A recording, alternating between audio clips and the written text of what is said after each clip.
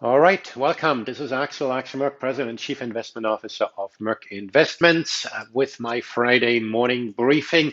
Friday, I'm often a little later because we have some internal discussions, and just as a prelude, often the things I say, anything bad I say is on my own cooking. Anything creative I say is sometimes coming from my analyst. It's also sometimes coming from private discussions I've had with others. Since they're private discussions, I can't always attribute the credit to them. But so this morning, for example, we had our regular scheduled call with Bill Poole, our form, our senior economic advisor, the former president of the St. Louis Federal Reserve. And then yesterday, I attended a private presentation discussion with Hans Werner Sinn. He's the former head of the IFO Institute. That was private as well. So some of the things I'll be talking about are inspired by him, but again, um, any good stuff you can say came from them. Any bad thing is mine. So if you want the details, you can reach out to me. But because they were private, I'm not going to be able to give specific quotes that to be attributing to these gentlemen. Anyway, um, let me first go through some market update data, econ data, and then let me dive more deeply into several issues that are on my mind that I think might be of relevance to understanding where we are and where we might be going from here. First, the markets here very briefly. S&P futures are up at 24 and three quarters. The bond market is comparatively flat. The 10 years up 2 ticks. The 30 year is down 13 ticks. The for the 3 month T-bill is at 9 basis points. The 3 month LIBOR rate at 45. Effective Fed funds rate at 5 basis points.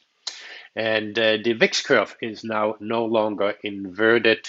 It's now been more stable. It had ticked up. VIX curve is the relationship between future volatility priced into the market and the spot volatility. The one thing, if you followed my Twitter feed, I pointed out yesterday, it's my understanding of first time ever that the 1 year out Fed funds rates that are priced into the market, so where the market thinks federal funds rates will be a year from now, are negative. They were down but 3 basis points yesterday, 5 basis points just before I got on here. So that's new, that's historic in many ways. Who knows whether the Fed will go into negative territory, but those Fed fund futures are suggesting that they may be the case. In other markets, gold market is interesting this morning. You wouldn't know it if you just look at the headline here. The spot price is down 1 point at 17.15. The futures is down 4.50. However, there are some issues again in the gold market. It seems the gold basis is a little odd. There might be some liquidity issues again somewhere. I haven't dug into that, but there were some issues in the gold market that you don't really see in the price action. Seems there's something odd with liquidity here this morning again, and so we'll dig into that after the call. Maybe I have an answer here.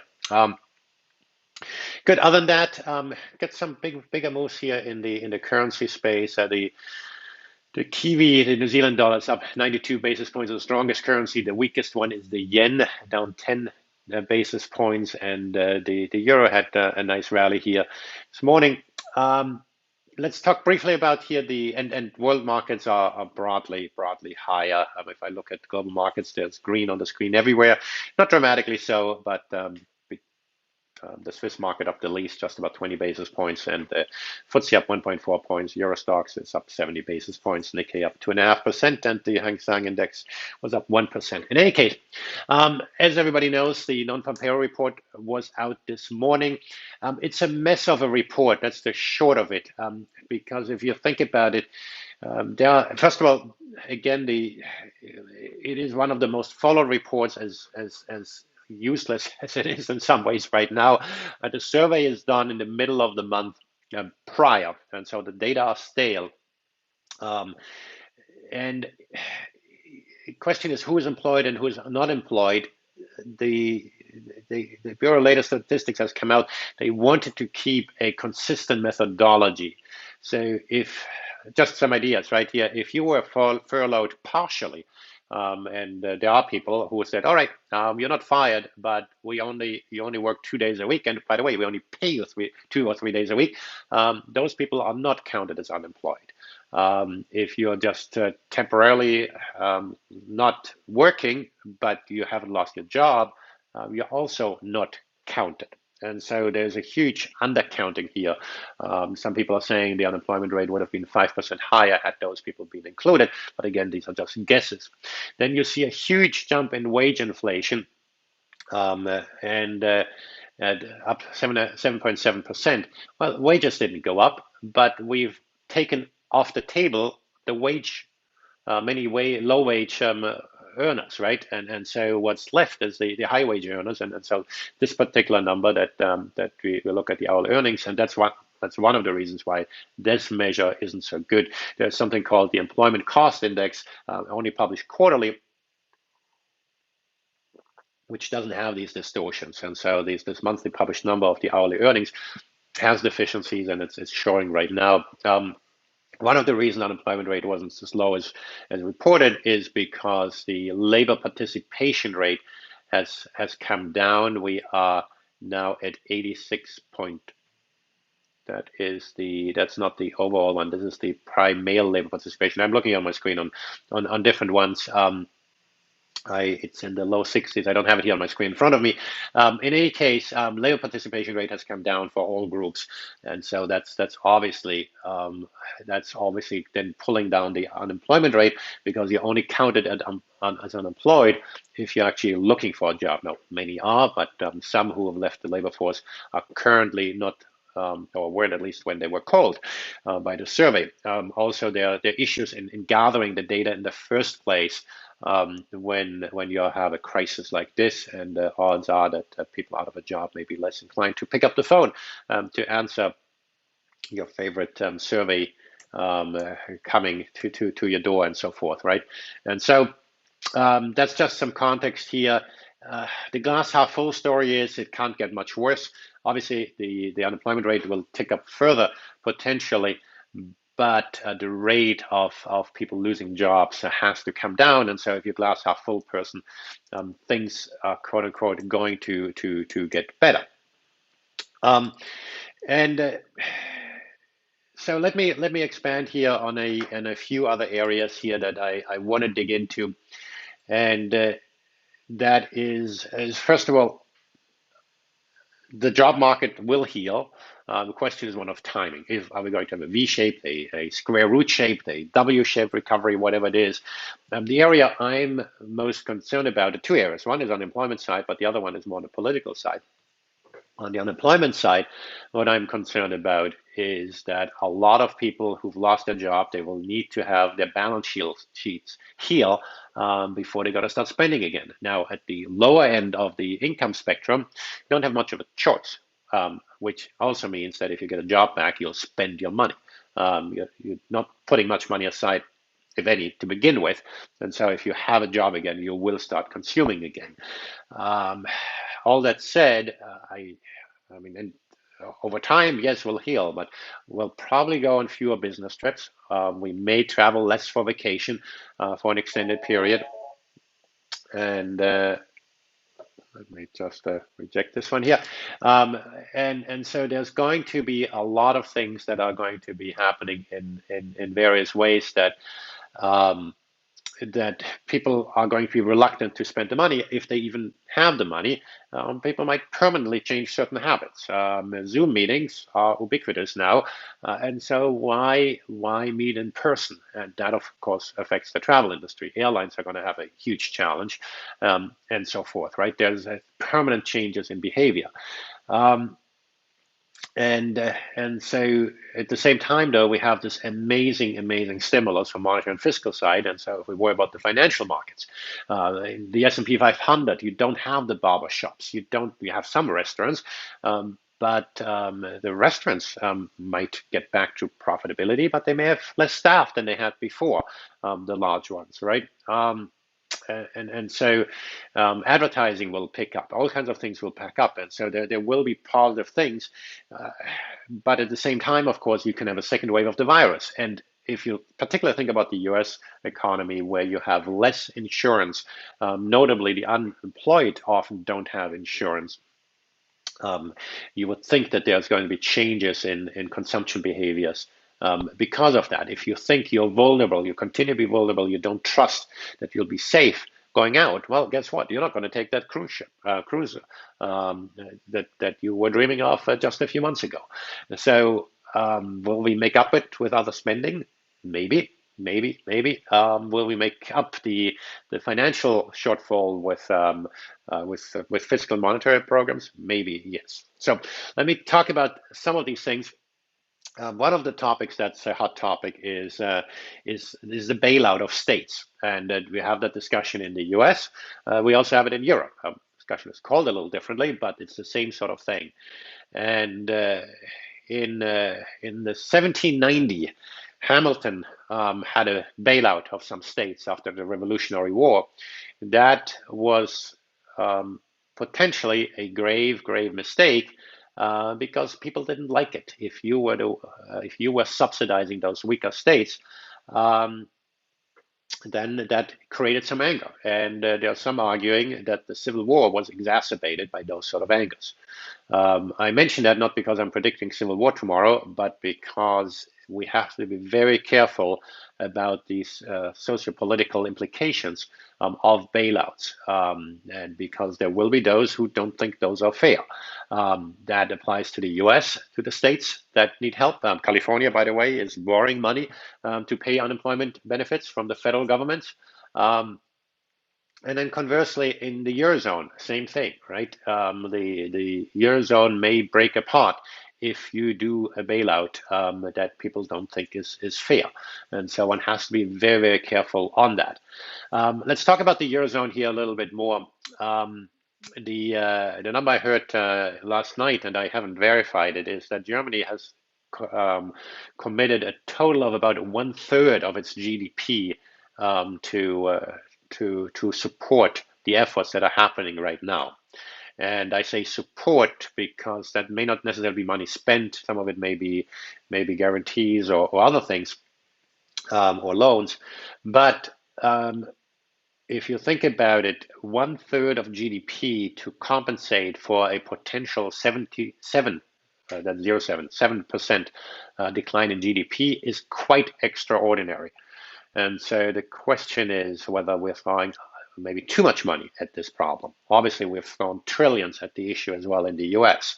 And the question is, what should we do? And there's a lot of talk about fiscal stimulus, cash for clunkers program, and this and that program in the US and Europe, and on just focusing on those two. They obviously have similar discussions in much of the rest of the world as well.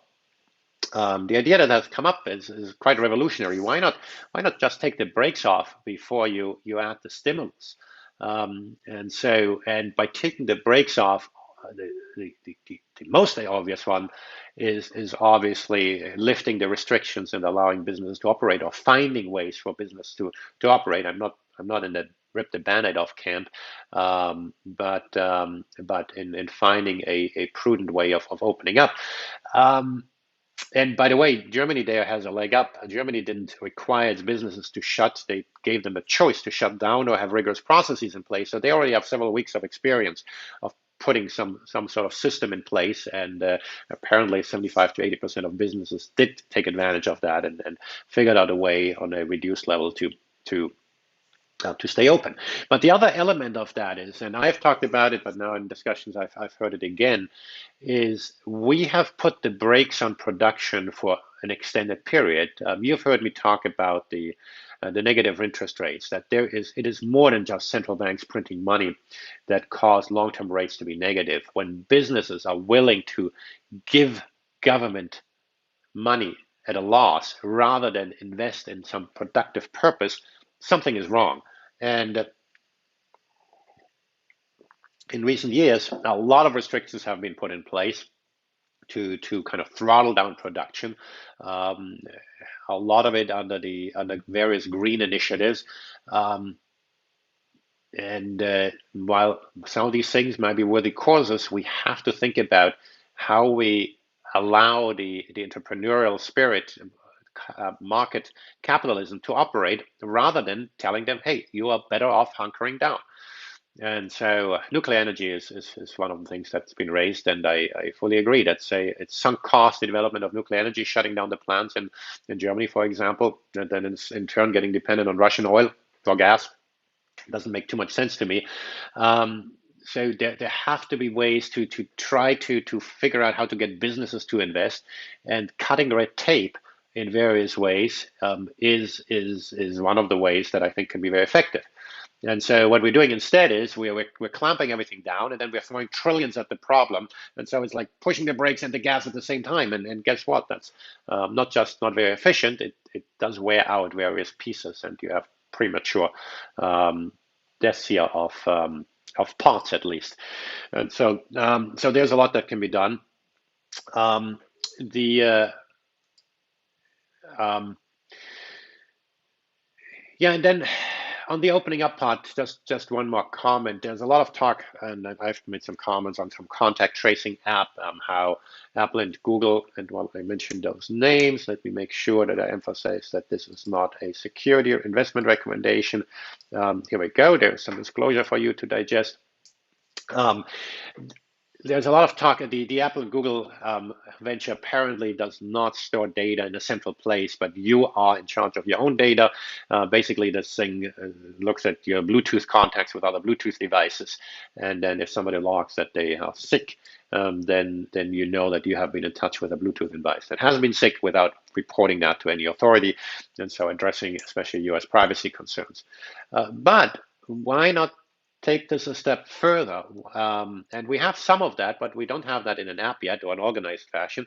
When we go to a neighborhood, a country, a region, if we can travel, we can look at the Johns Hopkins University data of infections. We can look at mobility data to see how quickly people can react. We see how well people adhere. But why we have all this AI out there? Why not have an app that tells you literally when you go around the corner whether your risk is elevated in this particular place, right?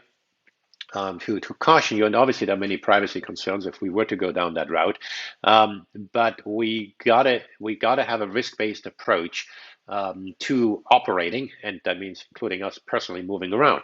And so if we got to figure out how to open things up. That may well be one of the tools. Who knows what incarnation that will have? I think we should spend a lot more efforts on tools like that, just as we should on vaccines and whatnot.